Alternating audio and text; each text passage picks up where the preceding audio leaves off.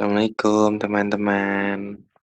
Ya, bismillah, mungkin hari ini hari yang paling berat buat saya karena banyak bahas tentang siksa dan dosa. Nih, kita lanjut bahasan kemarin ya. Kita sekarang bahas tentang neraka. Ini aku bacain apa adanya dari kitab Nurul Mustafa yang bahas tentang Isra Mi'raj, yang dimana Isra Mi'raj itu diperlihatkan pada Rasulullah keadaan surga dan neraka juga.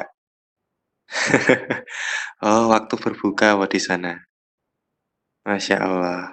Semoga barokah ya, Mas Hasan. Ini nggak kekecilan toh suaraku? Mantap. Langsung to the point aja ya. Aku bakal masuk ke bentuk siksaan dan sebab siksaannya sebagai pembuka. Yang pertama diperlihatkan kepada Rasulullah itu orang-orang yang mulutnya seperti bibir onta. Kemudian dimasukkan batu-batu neraka ke dalam mulutnya sehingga keluar melalui pantatnya. Kemudian malaikat Jibril mengabarkan kepada Rasulullah bahwasanya orang-orang yang berbuat doa yang dihukum dengan demikian adalah orang-orang yang memakan harta anak yatim secara semena-mena. Terus ada juga orang-orang yang perutnya buncit sebesar rumah, kemudian perutnya ini dipenuhi berbagai macam ular berbisa. Tuh, terus mereka ini ditaruh di tengah jalan, di tempat Firaun dan tentara-tentaranya dikiring malaikat ke neraka. Jadi mereka dibiarkan dilindas sama rombongannya Firaun di neraka. Kemudian orang-orang yang seperti ini adalah orang-orang yang suka memakan harta riba. Nanti kalau mau minta ulang, langsung ngomong ulang aja ya, tapi nggak bisa pakai audio, biar nggak carry. Kalau mungkin aku kecepatan atau gimana. Terus ada juga orang-orang yang lidahnya keluar dan dipotong dengan gergaji serta gunting-gunting dari api neraka. Terus ya berlaku seterusnya lidahnya sembuh, digunting lagi kayak gitu. Nah, yang seperti ini adalah para dai yang mengajak orang-orang pada kebaikan, tapi dia sendiri tidak ada keinginan dan usaha untuk melakukannya. Terus ada juga orang yang kukunya panjang dan runcing dari tembaga yang senantiasa digunakan untuk menggaruk muka dan tubuh tubuh mereka sendiri hingga tercapik-capik. Terus ya berlaku kayak di neraka ya sembuh lagi, dicakar lagi kayak gitu seterusnya. Kemudian orang-orang yang seperti ini adalah orang yang suka menggunjing dan menjatuhkan harga diri orang lain. Terus ada juga orang-orang yang di hadapannya ada daging-daging yang lezat dan di sebelahnya itu ada daging-daging mentah dan busuk. Tapi mereka malah makan daging-daging mentahnya. Yang seperti ini adalah orang-orang yang suka berzina, terutama mereka yang memiliki yang sudah memiliki istri atau suami. Kemudian di ini di kitab Kabair lil Imam, Ali bin Abi Thalib itu sowan ke tempatnya Rasulullah sama Sayyidina sama Fatimah. Kemudian ketika sowan ke Rasulullah itu Rasulullah SAW sedang dalam keadaan menangis.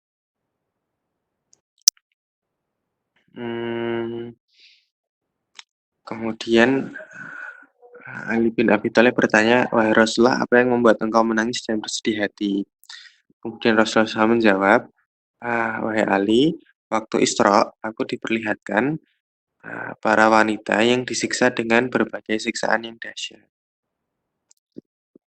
Ya, kemudian Rasulullah SAW menyebutkan gitu ya siksaan-siksaannya kayak gimana, terus, Fatimah itu tanya, "Wahai Rasulullah, apa yang membuat, eee, apa yang dosa apa yang dilakukan para wanita tersebut hingga mereka disiksa dengan siksaan yang demikian?" Ini aku sebutin siksaan sama sebabnya ya, siksaan sama sebabnya. Ada wanita yang digantung dengan, rambutnya dalam keadaan dibakar api neraka. Ini untuk wanita-wanita yang tidak, menutup aurat. Kemudian ada wanita yang digantung dengan lidahnya. Terus, pada mulutnya ini dituang cairan timah. Ini berlaku untuk, para wanita yang suka menyakiti hati suami. Kemudian ada juga wanita yang dirantai seluruh tubuhnya, kemudian dibiarkan ular-ular dan kalajengking-kalajengking itu memakan tubuhnya tadi. Ini berlaku untuk, wanita-wanita yang tidak peduli, eee dengan hadas, maksudnya kalau haid atau junub itu tidak kemudian mandi dan meremehkan sholat.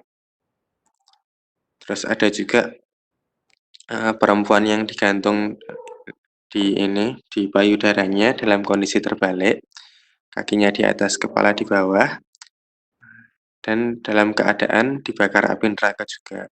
Ini untuk para wanita yang, suka berzina atau membunuh anaknya sendiri. Dalam konteks ini menggugurkan kandungan tanpa ada sebab yang diperbolehkan syariat. Terus ada para wanita yang kepalanya babi dan badannya kedelai. Kok kedelai toh? Keledai. Ini apa namanya, untuk para wanita yang suka mengadu domba dan berbohong. Kemudian ada juga wanita yang wujudnya anjing, kemudian mulutnya dimasuki api yang panas sehingga keluar dari pantatnya. Kemudian para malaikat itu senantiasa memukuli kepalanya dengan palu. Ini bagi wanita-wanita yang suka mengungkit-ngungkit kebaikannya kepada suami dan iri dengki terhadap orang lain. Nah, sebelum aku lanjut, aku minta pendapat dong, terutama buat dari teman-teman yang putri. Kira-kira kenapa kok, sampai ada apa, sampai ada hukuman spesifik di neraka khusus untuk kaum perempuan? Eee, aku boleh dibantu nggak? Mungkin teman-teman pernah belajar atau punya pendapat sendiri kenapa kok keadaannya seperti itu? Nanti nek bisa boleh tolong di-chat ya. Ya, aku juga nggak tahu kenapa kayak gitu, tapi aku sampaikan apa adanya ya, teman-teman. Terus paling itu sedikit dari neraka yang bisa kita pelajari, terus, macam-macam neraka apa ya, ini aku seingatku aja ya, ada Sakor, ada Huthomah, ada Jahanam, ada apa mana ya, lali aku. Nanti yang 4 kalau ketemu ya. Aku mau bahas sedikit tentang neraka Huthomah. Nah, iya kan yang di Al-Humazah itu, ini kan yang di Al-Humazah, neraka Huthomah kan, pokoknya gini, neraka Huthomah itu satu di antara, neraka yang azabnya itu sudah dicicil semasa di dunia. Berlaku untuk 3 golongan manusia. Yang pertama, 3 golongan tersebut ada di surat Al-Humazah ayat 1-2. Wailul likulli humazatil lumazah alladzi jama'a malan wa addadah. Hmm, eee, Al-Humazah, dan Al-Lumazah itu kalau teman-teman cek di arti arti arti ini, arti arti resmi bahasa Indonesia kan untuk orang-orang yang suka mengumpat dan mencela, ya kan? Tapi secara, konteks al-lumazah itu bagi mereka yang suka merendahkan orang lain dengan perkataannya, itu al-humazah. Al-lumazah itu orang yang suka merendahkan orang lain dengan perbuatannya. Kemudian golongan ketiga yang disiksa di neraka hutamah itu orang-orang yang menghitung-hitung harta. Menghitung-hitung harta di sini apa ya? Ada beberapa perbuatan yang bisa menimbulkan bibit-bibit sifat tersebut. Misalnya, yang kalau kita temui sehari-hari. Ah, Pernah nggak teman-teman menemui keadaan di mana uangnya, teman-teman punya uang atau bawa uang, itu cuman cukup untuk satu hal padahal kebutuhannya ada dua. Misalnya, eee, butuh bensin sama butuh makan. Terus kalian milih salah satu dengan mindset, "Kalau aku beli makan, aku nggak bisa beli bensin. Kalau aku beli bensin, aku nggak bisa makan." Ini sebetulnya sudah mulai nyicil menghitung-hitung uang, yang nanti, apa namanya, output-nya adalah antara rakus dulu terhadap dunia atau kikir dulu. Kemudian balik lagi ya panjang angan-angan itu. Pokoknya segala dosa yang terkait dengan penyakit hati, dia efeknya akan mengeringkan mata, maksudnya kita jadi susah menangis kepada Allah, terus ya kerasnya hati tadi, kemudian rakus terhadap dunia, dan terakhir panjang angan-angan. Skemanya pasti kayak gitu. Nah, kalaupun nih ya saranku aja, kalau kita dihadapkan dalam keadaan yang demikian, eee, ya benar sekali pertanyaannya. Kalau keadaannya kayak gitu, mmm, gini, misalnya teman-teman aku pakai contoh yang tadi aja ya, kalau mau milih makan, ya udah makan aja, tanpa perlu khawatir masalah bensin. Jadi, eee, nek misalnya me hanya tidak perlu khawatir itu, kita siap atas semua resiko yang kita tanggung ketika kita tidak mengalokasikan, dana ke situ. Misalnya terus, ikhtiarnya nebeng atau jalan kaki, motornya ditinggal di parkiran kampus mungkin, misalnya bensinnya sampai rumah perlu 10.000 tapi nek naik bis cukup 3.000 berarti ya naik bis aja. Atau misalnya, mmm, kalau mau nyimpen buat bensin, ya udah tanpa perlu merasa kita nggak bakal bisa makan, gitu. Atau, makan itu bukan jadi urusan karena kita merasa mampu untuk menahan dan bersabar atas rasa laparnya, begitu begitu. Terus kalau yang ditanya sama Sandi terkait perniagaan, itu perlu, makanya yo temen-temen, eee, pakai ini sendirilah, pakai pakai nalar sama hati sendiri masalah menghitung-hitung uang. Terus kemudian muncul pertanyaan, boleh nggak bikin financial planning atau menabung dan seterusnya? Jawabannya semua boleh. Terus kalau teman-teman bingung indikatornya apa, nah, kita itu gelisah atau enggak setelah menyisihkan atau tidak menyisihkan. Misalnya gini, kamu lebih tenang kalau pakai financial planning. Ya udah silahkan pakai. Karena kalau kamu nggak ada itu kamu jadi gelisah. Tapi sebaliknya ada juga orang yang bikin planning, dia justru gelisah karena punya planning. Karena begitu planningnya nggak jalan sedikit, dia bingung, eee, timeline-nya meleset, dia gelisah.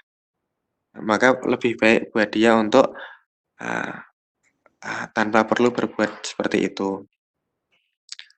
Nah, ngecake yang ditanyain Neni itu, adabnya yang baik dalam Islam sebetulnya, eee, uang yang kita miliki, harta yang kita miliki, itu standarnya adalah cukup untuk makan 3 hari. Kalau mau, sangat soleh, cukup sehari. Toleransinya untuk mengumpulkan uang tadi adalah, keselamatan dalam jangka waktu 1 tahun. Misalnya, teman-teman ini tadi aku bilang kayak gitu, ketika kita di luar batas, balik lagi efeknya bukan dosa ya, tapi potensi hatinya jadi keras tadi. Yang nanti dosa akan muncul setelah, ya beriringan dengan semakin kerasnya hati, bukan adab uangnya yang terhitung dosa. Misalnya kita punya uang 10 juta, hari ini untuk makan itu cukup 100 ribu. Maka kalau teman-teman mau pakai akhlaknya Rasulullah, yang 9,9 juta itu dibuang, mau disedekahkan untuk makan orang lain, untuk bantuin orang. Besok cari lagi. Kalau misalnya, kalau misalnya teman-teman mau pakai patokan 3 hari, berarti yang 9,7 dibuang, yang 3 hari disimpan. Besok tetap cari lagi. Kalau teman-teman mau pakai yang 1 tahun, berarti ketika uang 10 juta itu nggak cukup untuk setahun, cari terus ya nggak masalah. Nanti ketemu wajib zakat baru zakat, gitu. Kemudian Rasulullah SAW juga sering nyinggung, juga sering bersabda gitu, mengenai masalah orang itu kaya, indikatornya apa? Sungguh beliau itu bersabda, orang yang kaya itu orang yang cukup makanan di rumahnya untuk 3 hari. Jadi lebih dari itu sebetulnya kita tanya kepada diri sendiri, terus yang aku miliki sekarang tuh apa? Pertanggungjawabannya seperti apa? Begitu. Ini teman-teman mungkin akan mendengar hal yang berbeda ketika sumbernya juga berbeda ya. Karena kan balik lagi seseorang itu berbicara juga banyak faktornya. Terus kemudian ini sedikit tak balik buat menetralkan. Imam Syafi'i itu dulu benci sekali dengan harta. Sampai-sampai waktu berguru kepada Imam Malik itu kaya ya. Imam Imam Syafi'i masuk ke rumahnya Imam Malik itu di ruang tamu ada karpet yang kalau teman-teman nginjak karpetnya itu kakinya tenggelam sampai mata kaki, saking lembut dan tebal bulu-bulu di karpet itu. Terus Imam Syafi'i selama belajar ke Imam Malik itu senantiasa dalam keadaan, ngrenengi, maksudnya dalam keadaan tidak nyaman karena merasa, "Ini ulama kok kaya raya, kok nyimpen uang?" Terus kemudian setelah selesai belajar dari Imam Malik, Imam Syafi'i itu tanya, "Ada nggak orang yang lebih kaya ada nggak orang yang lebih berilmu daripada engkau?" Kemudian Imam Malik berkata, "Ada, namanya, eee, Imam Ahmad, tapi beliau sudah meninggal. Silahkan kamu pergi belajar ke muridnya, muridnya namanya Muhammad." Maka dicarilah Muhammad ini sama Imam Syafi'i. Begitu sampai tempatnya Muhammad, Imam Syafi'i ngetok pintu dipersilahkan masuk, masuk ke ruang tamu. Lah, Muhammad ini lagi duduk di ruang tamu, di sebelah kanannya itu ada bongkahan-bongkahan emas. Di sebelah kirinya itu ada guci-guci kecil. Nah, Muhammad ini sambil menerima tamu, dia tuh motongin emas yang tadi bentuknya bongkahan supaya seukuran koin terus dimasukin ke guci-gucinya. Nah, selama Imam Syafi'i ini belajar ke Imam Malik, beliau bisa menahan diri untuk tidak protes. Tapi, begitu lihat Muhammad keadaannya kayak gitu, Imam Syafi'i bahkan kalimat pertama yang keluar adalah, "Ulama macam apa kamu? Katanya kamu berilmu, tapi kerjaanmu seperti ini."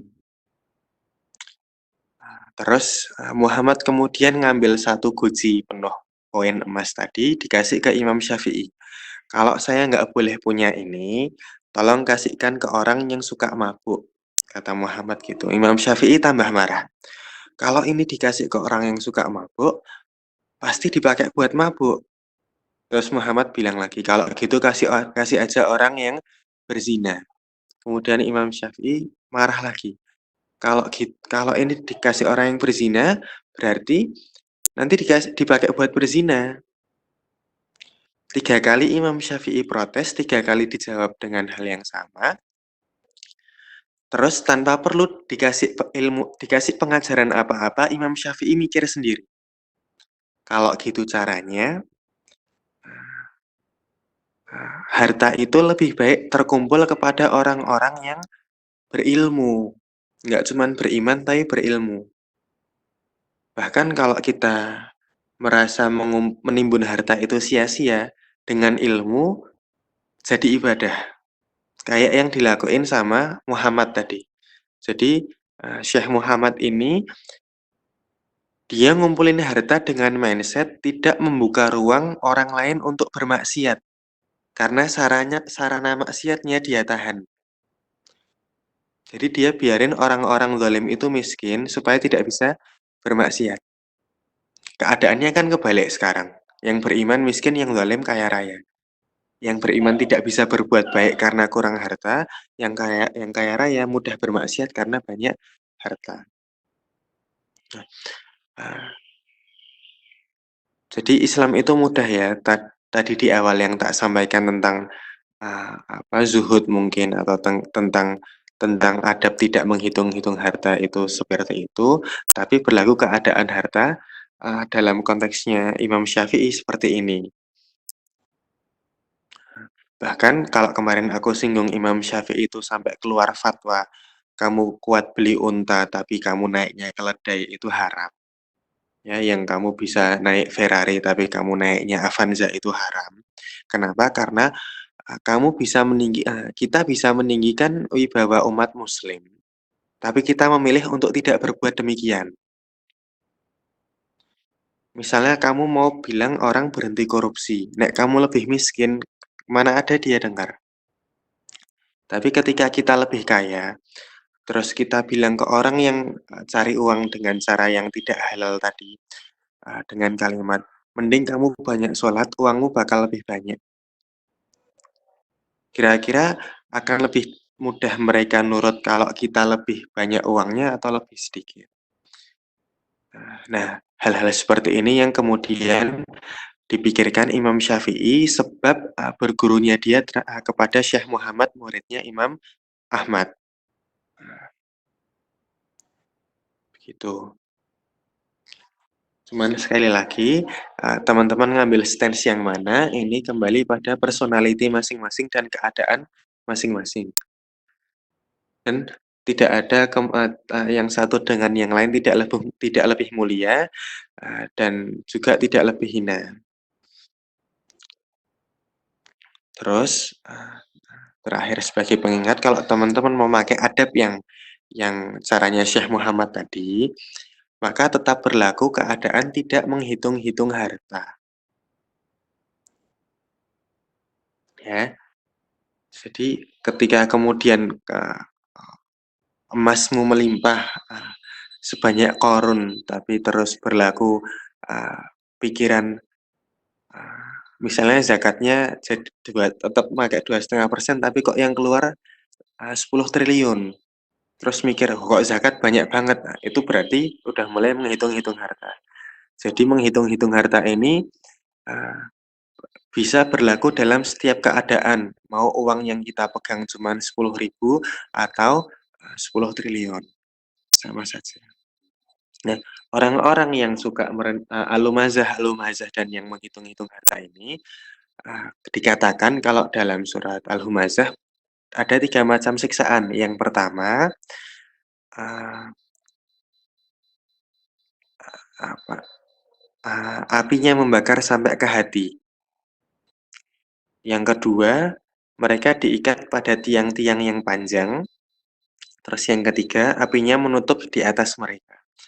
Maksudnya apa? Yang pertama, apinya membakar sampai ke hati itu hukuman psikis, hukuman batin.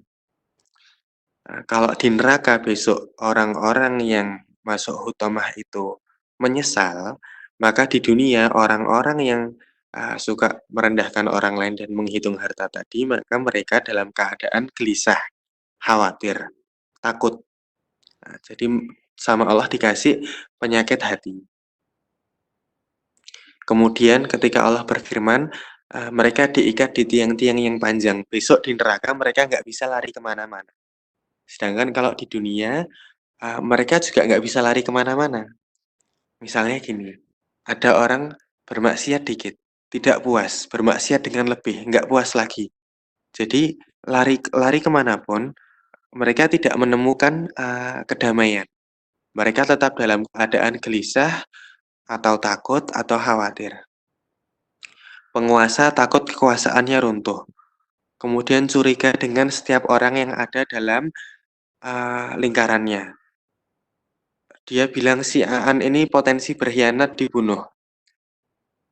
Dia kayak gitu justru nambah kegelisahannya. Kalau gitu selain Aan siapa lagi? Begitu seterusnya.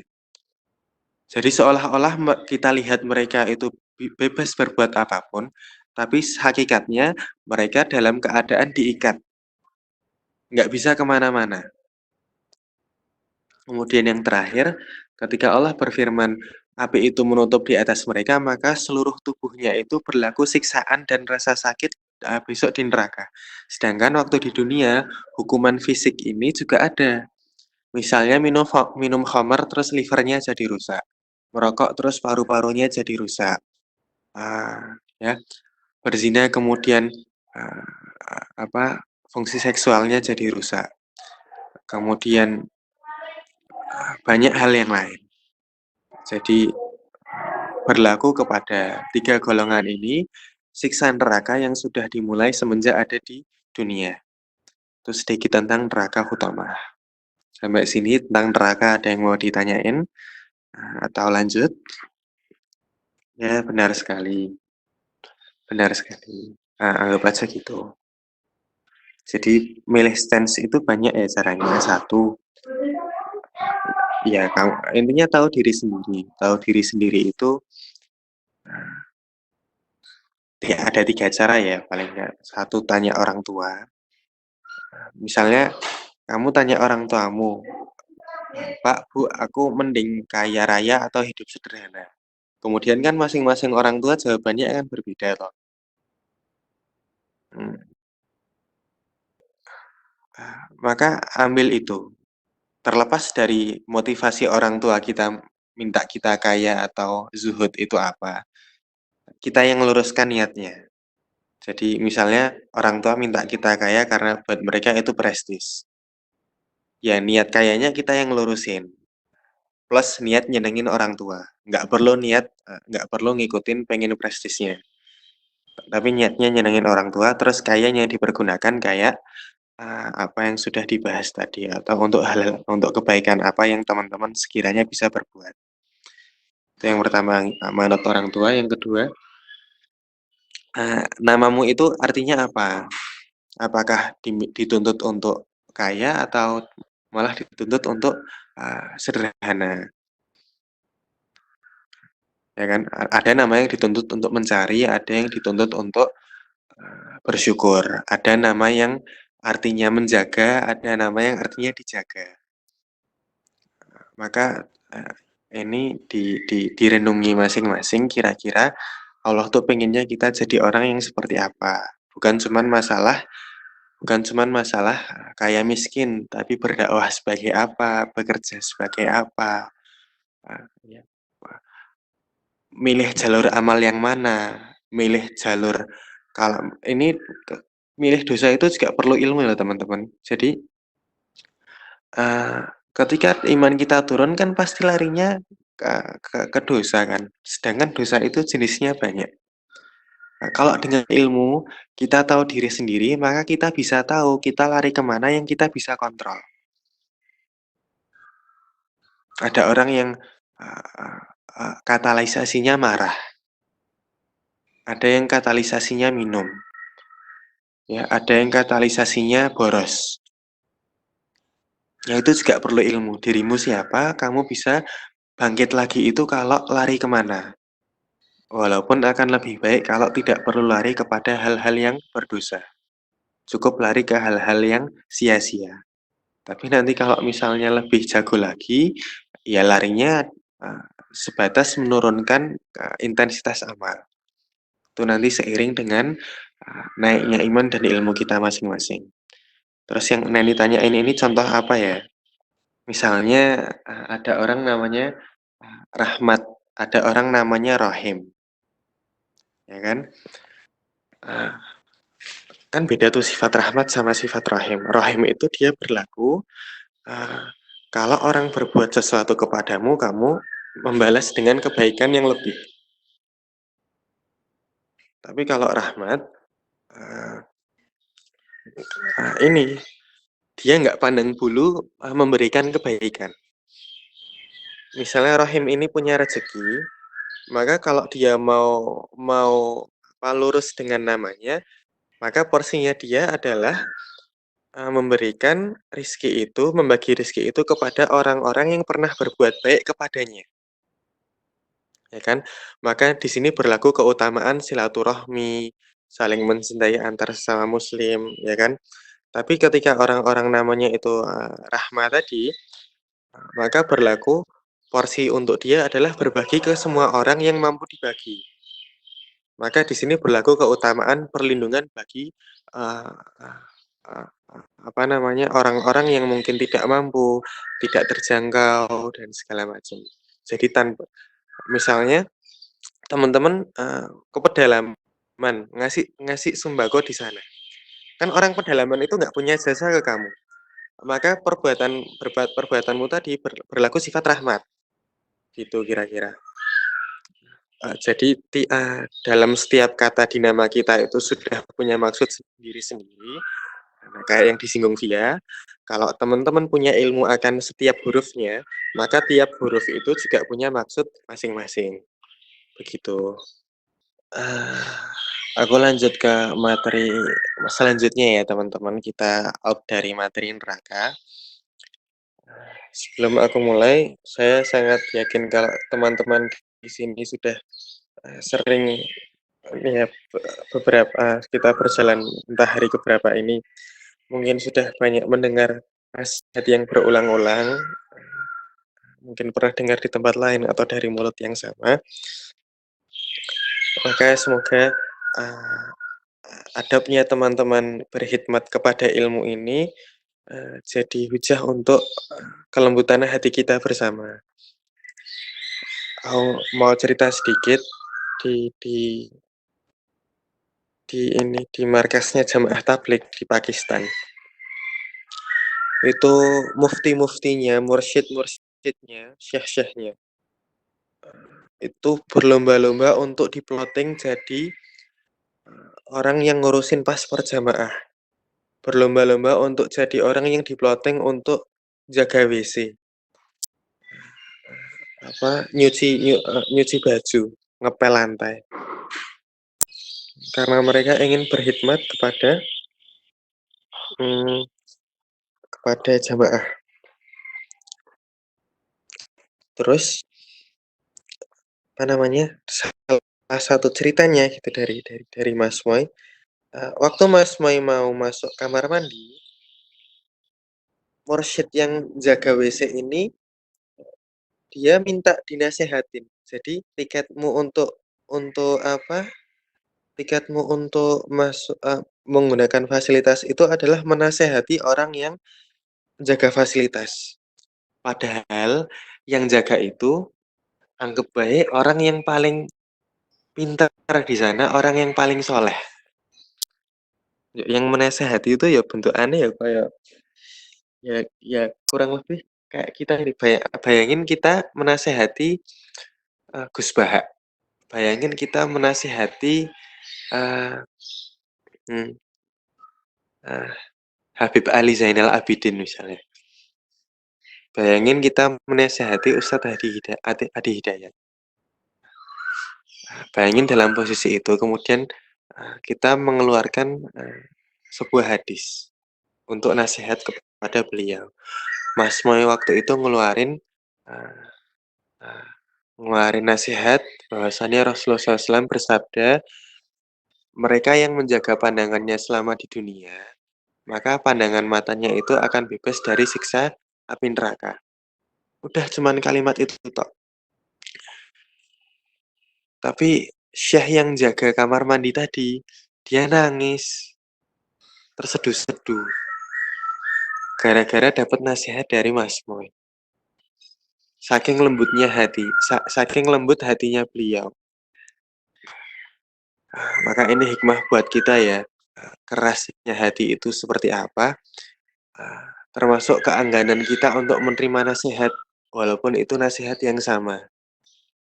Kemudian kalau ada rasa malas, mungkin, "Wah aku wis tau krungu iki," gitu ya, "aku wis ngerti iki," itu juga bisa jadi pengukur buat masing-masing dari kita, hati kita itu, keadaannya seperti apa.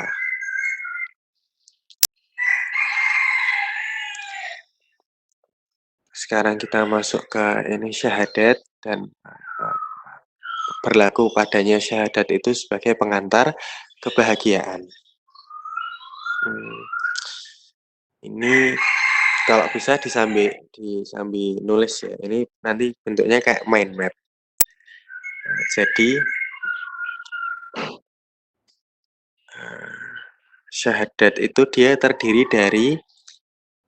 dari 3 hal, eee, ini di apa, di ya teman-teman kalau bayangin ada mind map gitu dia di 3 kotak pertama atau di 3 kolom pertama gitu ya.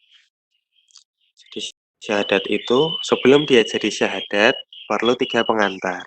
Pengantar yang pertama itu adalah ikrar, yang kedua itu sumpah, yang ketiga adalah janji.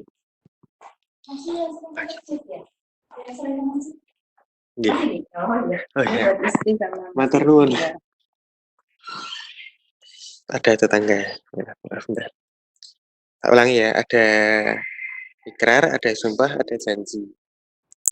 Jadi sebelum bersyahadat, kita tuh harusnya memposisikan diri dalam, 3 keadaan ini. Jadi kita berikrar, ya kan? Berikrar itu maksudnya apa? Kalau ketika kita mengucap syahadat, kita dalam keadaan jujur. Jadi berikrar itu berlaku kalimat yang diutarakan dengan jujur. Ya, itu pertama.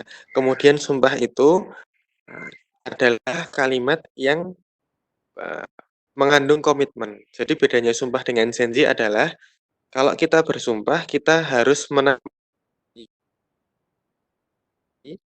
Kalau janji ketika kita tidak kebalik ding, kalau kita berjanji maka kita harus menepati. Kalau kita bersumpah tapi tidak ditepati ada hukumannya. Nah ya, jadi kalau kita janji tok nggak ditepati itu nggak ada hukuman. Tapi kalau bersumpah tidak dilakukan itu ada hukumannya. Jadi janji itu mendatangkan tanggung jawab, sumpah itu mendatangkan ancaman. Gitu. Kalau sudah paham ini, paham kalau bersyahadat itu konsekuensinya adalah tanggung jawab yang lebih dan ancaman yang lebih. Kemudian kita jujur mengikrarkannya, maka baru baru apa? Baru clear. Ini syahadat. Makanya dulu sahabat-sahabat itu waktunya beda-beda untuk masuk Islam. Karena mereka harus jujur kepada diri sendiri dulu. Mereka harus menimbang-nimbang resikonya apa, tanggung jawabnya apa. Kan banyak tuh orang-orang Quraisy yang tidak mau masuk Islam karena uh, tidak mau sama tanggung jawabnya. Misalnya dia tadi pemuka agama. Kemudian setelah masuk Islam, maka tanggung jawabnya ngikutin agamanya Rasulullah. Tidak kemudian tetap pada agamanya, dia nggak bisa ngambil tanggung jawab itu. Makanya dia tidak berani berjanji. Maka baginya tidak ada syahadat. Gitu kira-kira. Maka tiga hal ini berkumpul jadi satu, yaitu syahadat. Nah, syahadat ini nanti dia berlaku jadi tiga hal. Tiga hal tersebut adalah semua kan kita masuk Islam, maka semua ajaran Islam ini satu diikrarkan dengan lisan, yang kedua diyakini dengan hati, kemudian yang ketiga diamalkan dengan perbuatan. Kalau tiga hal ini ada, baru kita berlaku keadaan beriman. Kan dulu kalau kita belajar waktu SD, iman itu adalah mengikrarkan dengan lisan, kemudian meyakini dengan hati, mengamalkan dengan perbuatan. Jadi di skemanya itu iman dulu baru tiga hal ini. Padahal aslinya tiga hal ini baru iman dulu. Jadi tiga hal yang pertama jadi syahadat, syahadat jadi tiga hal ini jadi iman. Kemudian iman ini dia jadi apa namanya? Jadi tiga hal lagi. Tiga hal ini dia berlaku tiga sifat. Yang pertama, setelah beriman muncul sifat berani.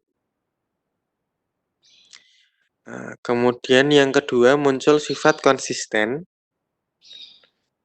Terus yang ketiga, aku bisa dibantu nggak ya, Afin opo Via mungkin kalau pernah dapat buka catatan soal ini? Pokoknya setelah keimanan itu akan muncul tiga sifat. Oh ini, tenang. Ya benar. Setelah keimanan akan muncul tiga sifat, berani, konsisten, sama tenang.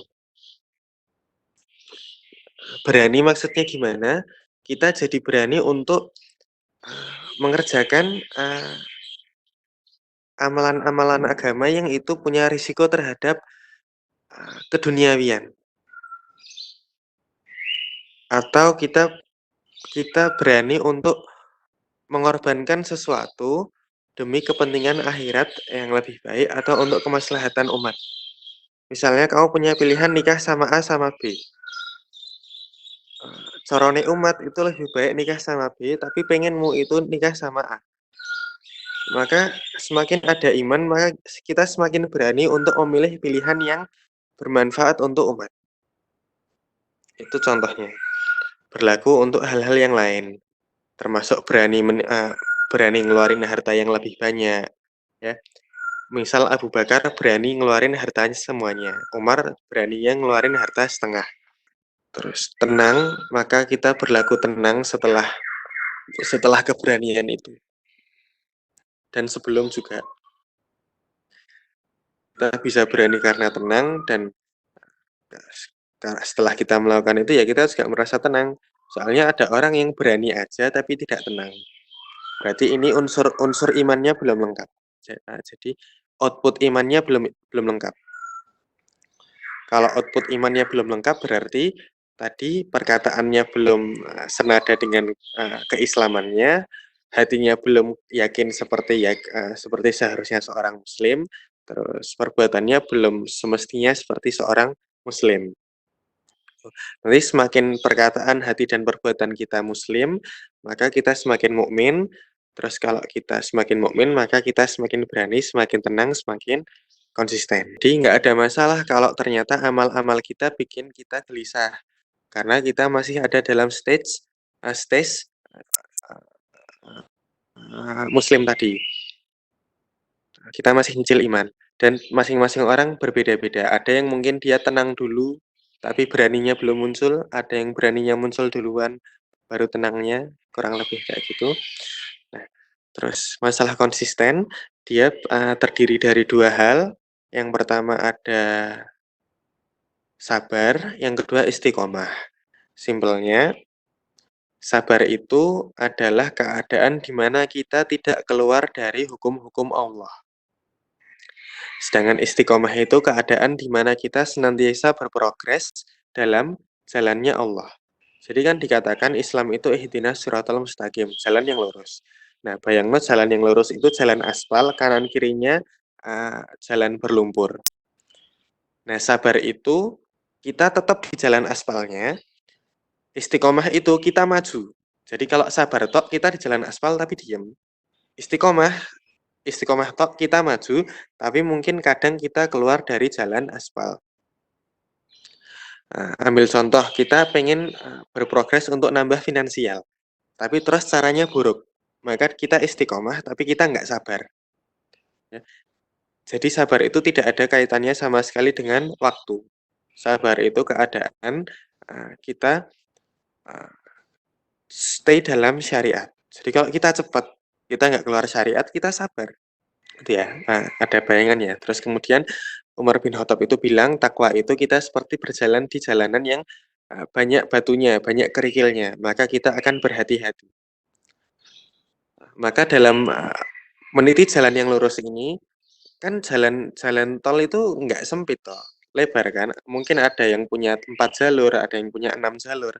Nah, teman-teman mau ngambil jalur yang mana itu terserah. Yang penting sabar, yang penting istiqomah. Misal ada jalur musik haram, ada jalur musik nggak masalah tapi gini, tapi gini, tapi gini. Ada jalur musik nggak apa-apa. Ada jalur musik boleh tapi dipakai untuk dakwah. Maka yang mana nggak masalah. Yang penting nggak keluar dari fatwa. Kemudian misalnya masalah makanan, ada yang bilang keong haram, ada yang mubah, ada yang halal. Mau ngambil yang mana nggak masalah. Anggap aja kamu ada di jalur satu, nanti masalah apa ada di jalur 2, masalah apa ada di jalur 3, nanti balik lagi ketemu masalah yang lain, balik ke jalur 2, itu nggak ada masalah. Dalam berfikih, dalam berdakwah, bermazhab, bermanhaj, silahkan menyesuaikan dengan kebutuhan masing-masing. Nanti lebih baik lagi kalau itu kita memilih itu untuk kebutuhan umat. Misalnya teman-teman pakai fikih sholat pakai bismillah yang dijaharkan. Tapi lagi ngimamin di tempat yang nggak pakai bismillah. Jadi bismillahnya sir. Maka lebih utama untuk mengeraskan bacaan dari alhamdulillah aja. Atau misal teman-teman masuk ke wilayah yang tidak kunut, padahal sehari-hari teman-teman kunut.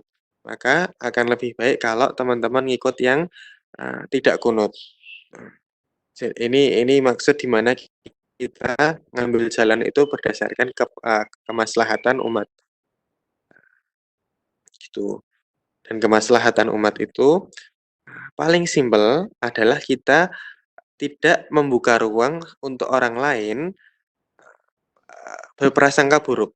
Tapi sekali lagi pilihannya ada pada masing-masing. Misalnya ada orang yang dia nggak peduli pendapat orang lain, tapi dia ngasihnya kebaikan jasad. Misalnya dia ngasih ngasih fisik atau dia ngasih mungkin kalau bukan jasad dia dia manfaatnya ke akal gitu ya, dia ngasih ilmu.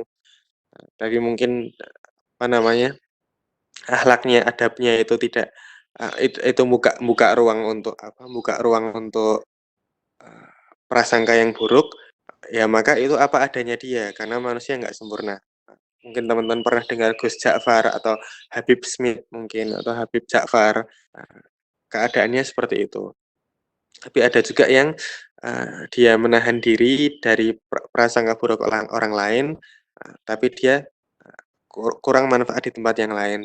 Tapi ada juga yang Allah kasih keutamaan untuk bisa semua. Ada juga orang yang Allah tahan untuk belum kasih manfaat di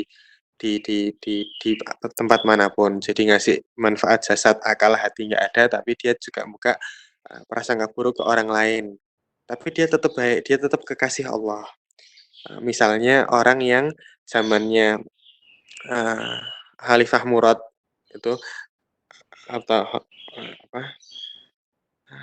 dia suka ke tempat pelacuran sama suka beli homer yang pelacurnya dia anggurin terus homernya dia buang. Dia kan nggak ada manfaat apa-apa ke masyarakat. Dia buka ruang untuk masyarakat berprasangka buruk ke dia dan dia biarkan itu, tapi dia kekasihnya Allah. Keadaan seperti ini kamu milih balik ke yang tadi kita bahas, kita milih ruang dosa itu apa, kita milih resiko itu apa, kita milih amal itu yang mana, itu berdasarkan ilmu kita akan diri kita sendiri. Maka saya tekankan lagi, mengenali diri itu pahalanya sangat-sangat sangat banyak. Itu kira-kira. Nah, ketika kita sudah kuat unsur keimanannya berupa berani, konsisten dan eh, apa namanya dan tenang tadi, maka baru kita dapat yang namanya bahagia. Nah, jadi syahadat itu skemanya kayak gitu. Dari ikrar, janji, sumpah, jadi syahadat. Dari syahadat, dia jadi perkataan, keyakinan, dan amal. Dari perkataan, keyakinan, dan amal, dia jadi keimanan. Dari keimanan, dia jadi keberanian, konsisten, dan ketenangan. Dari tiga hal tadi, buahnya adalah kebahagiaan. Banyak orang yang cari bahagia tidak dengan jalur ini. Ada yang nggak mau berislam karena takut nggak bahagia. Wah, aku nanti nek syahadat nggak bisa makan babi, nggak bisa minum khamar, nggak bisa berzina. Maka dia sudah ngekat jalur bahagianya bahkan dari sebelum syahadat. Ya. Kemudian ada yang sudah muslim, tapi nggak berani bersedekah banyak-banyak. Ya, nggak berani berdakwah, nggak berani meninggalkan dosa-dosanya.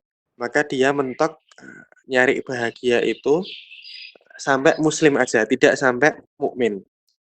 Nah, orang-orang yang sudah sampai bahagia ini berlaku padanya keadaan muhsin. Jadi yang syahadat tadi muslim, yang iman tadi mukmin, yang bahagia ini dia muhsin.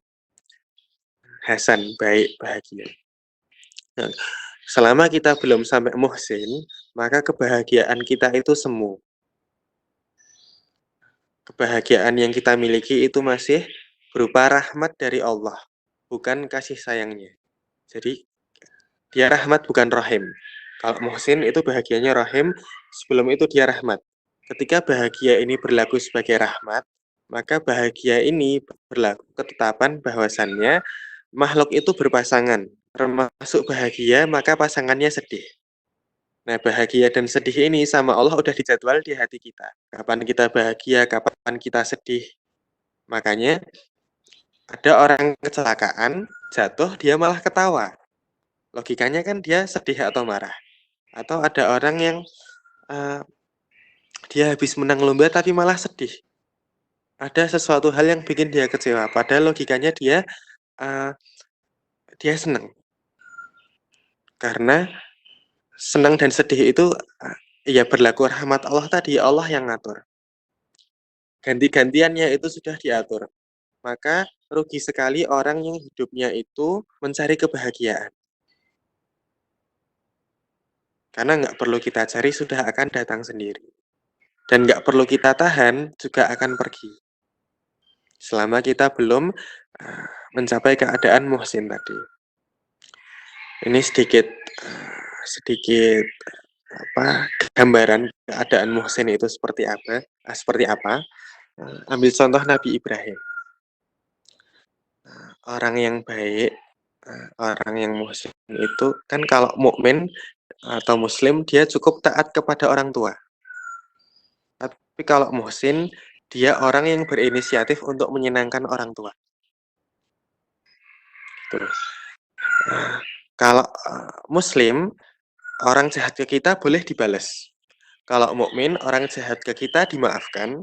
Kalau muhsin orang jahat ke kita balas dengan kebaikan. Gitu kira-kira. Nanti coba teman-teman apply keadaan tadi ke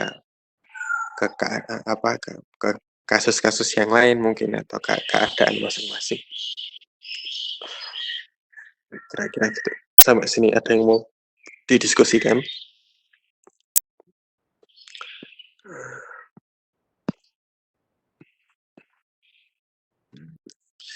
Ya, ini penutup buat hari ini. Rukun Islam itu kan setiap ibadahnya ada rukunnya. Apa? Sholat ada rukunnya, zakat ada rukunnya, puasa ada rukunnya, haji ada rukunnya. Kalau nggak ada rukunnya, maka resikonya apa? Teman-teman belajar nggak kalau misalnya sholat nggak terpenuhi rukunnya, keadaan sholatnya gimana? Ini aku minta dibantu beneran, orang ngetes ini. Misalnya rukun sholat itu apa ya? Ini menghadap kiblat. Menghadap kiblat itu termasuk rukun sholat nggak ya? Menutup aurat kan? Kalau misalnya teman-teman sholatnya nggak menghadap kiblat gitu, atau sholatnya nggak menutup aurat, teman-teman bayangin sendiri ya keadaannya gimana. Terus teman-teman merasa sholatnya itu seperti apa? Udah ya kebayang ya.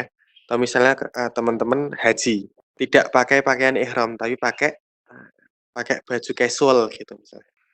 Thawaf, yang lain pakai pakai pakaian, ini putih-putih, tanpa jahitan dan segala macam, teman-teman pakai baju casual. Bisa bayangin ya keadaan kita kayak gimana kalau kayak gitu? Atau misalnya, sedang dalam keadaan berpuasa, terus kita makan. Ya, kalau nggak salah rukun puasa itu menahan diri kan, dari tenggelamnya dari terbit matahari sampai terbenam kan. Bisa ya dibayangin keadaannya kayak gimana. Nah, maka rukun rukun dari syahadat, karena syahadat termasuk rukun Islam, rukun dari syahadat itu adalah, yang pertama asyhadu alla ilaha illallah, rukunnya yaitu menyampaikan, eee, kebaikan Allah, kepada sesama manusia, mengenalkan Allah kepada sesama manusia. Jadi rukun syahadat yang pertama itu mengenalkan Allah kepada sesama manusia. Kemudian asyhadu anna Muhammad Rasulullah, di kalimat yang kedua rukunnya adalah cara kita mengenalkannya adalah dengan caranya Rasulullah. Itu rukun syahadat. Mungkin kita nggak merasa efeknya apa, tapi kalau teman-teman, punya ilmu dan hati yang cukup untuk merasa, maka kita tidak memenuhi rukun untuk menyampaikan, atau mengenalkan Allah kepada makhluk dengan caranya Rasulullah tadi, kita tidak memenuhi rukun syahadat. Itu keadaan kita seolah-olah sama kayak kita sholat berjamaah di masjid, yang lain menghadap kiblat, kita menghadap arah sebaliknya. Atau sama dengan keadaan kita kayak, berhaji pakai baju casual. Nah, cuman masalahnya sekarang itu hal yang normal adalah ikut mayoritas. Sekarang dibalik, semua orang menghadap, timur, cuman kamu yang menghadap barat. Kira-kira yang benar siapa? Yang menghadap kiblat siapa? Tapi yang kelihatan salah siapa? Yang kelihatan salah yang benar. Karena sekarang benar dan salah itu patokannya berbeda atau tidak. Termasuk haji tadi. Kalau semua jamaah bajunya casual, terus cuman kita yang pakai pakaian, eee pakaian haji, yang kelihatan salah siapa? Yang kelihatan tidak pada tempatnya siapa? Yang benar. Maka ini ujian di zaman kita sekarang, yang semoga kita dimudahkan untuk memenuhi kewajiban-kewajiban kita kepada Allah. Karena memenuhi rukun ibadah ini, adalah perantara kita untuk dapat keimanan. Jadi rukun Islam itu untuk yang syahadat, rukun iman itu baru yang beriman. Nanti kita sempurna mengamalkan rukun iman, baru nanti kita dapat yang itu skema berani, tenang, dan konsisten. Nanti kalau itu udah baru dapat yang bahagia. Dan insya Allah kita dirahmati Allah dan dengan kebahagiaan tersebut, kalau nggak bisa kekal di dunia karena iman kita masih naik turun, insya Allah bahagia kita kekal besok di surga. Gitu ya untuk hari ini. Aman. Ya cek aja cara dakwahnya Rasulullah, nggak milih-milih, orang, kemudian berkata dengan lemah lembut, ada kalanya didahului dengan hadiah. Kemudian tahu porsi, orang yang belum kenal Islam dengan baik dia berlaku lembut, kalau orang yang sudah kenal Islam dengan, yang ngelotok gitu ya, boleh berlaku tegas. Teman-teman, ini aja, kita contoh akhlak adabnya Rasulullah sehari-hari, itu ditiru. itu sudah termasuk berdakwah dengan caranya Rasulullah. Karena salah satu dakwah yang paling baik itu adalah dengan amal perbuatan, dengan suri tauladan, bukan dengan kalimat. Misalnya gini, teman-teman pakai parfum. Nah, kan pernah dengar nggak mindset orang, ada orang bermindset, "Wah iki jamaah iki apa kecing mambune ra tau adus." Tapi ketika kemudian kita pakai baju yang bagus, pakai wangi-wangian, kemudian misalnya aku gitu ya, aku, misalnya Mas Farhan datang ke sekolah gitu, eee, kemudian beliau lewat, eee, parfumnya tuh tercium, kemudian aku, eee, berpikir, "Oh, orang Islam tuh kayak gini."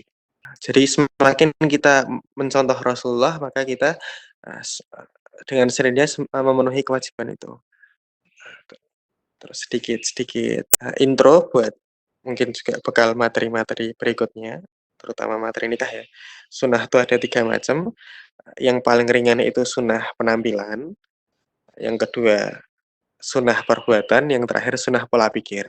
Jadi kalau teman-teman mau ngikutin caranya Rasulullah, maka yang paling mudah adalah sunnah penampilan dulu. Sunnah penampilan ini maka berlaku, ya kalau buat laki-laki harusnya gimana, buat perempuan harusnya kayak gimana. Ada lagi. BTW tadi aku sempat menyinggung, apa, eee, ada persepsi orang tentang apa, mungkin ada umat muslim yang tidak semestinya gitu ya, itu tidak membuat mereka juga buruk ya. Eee, aku nggak jawab iya, tapi bisa iya. Itu tergantung niat kita sendiri, terutama kalau emang kita meniatkan diri melakukan sesuatu itu untuk dakwah, insyaallah, karena sesuatu hal itu kan berdasarkan niatnya juga. Kenapa kok aku nggak bilang langsung dengan tegas bilang iya, karena ada hal yang lebih menggugurkan kewajiban dakwah daripada, eee, meniru perbuatan atau mencontohkan lewat perbuatan. Yang lebih memenuhi, kewajiban dakwah adalah kita menjadi diri sendiri, tapi susah. Tapi kalau kita bisa benar-benar jadi diri sendiri, maka kewajiban dakwah itu akan dengan sendirinya terpenuhi. Nanti insya Allah kebahas masalah dakwah ini di hari kita bahas dakwah. Jar kowe wis tau entuk juga nggak sih Vin masalah jadi diri sendiri? Ya yang kayak gitu. Huruf shot. Via dapat nggak ya huruf shot? Sedih banget. Udah gitu dulu ya hari ini teman-teman. Selamat pagi. Assalamualaikum.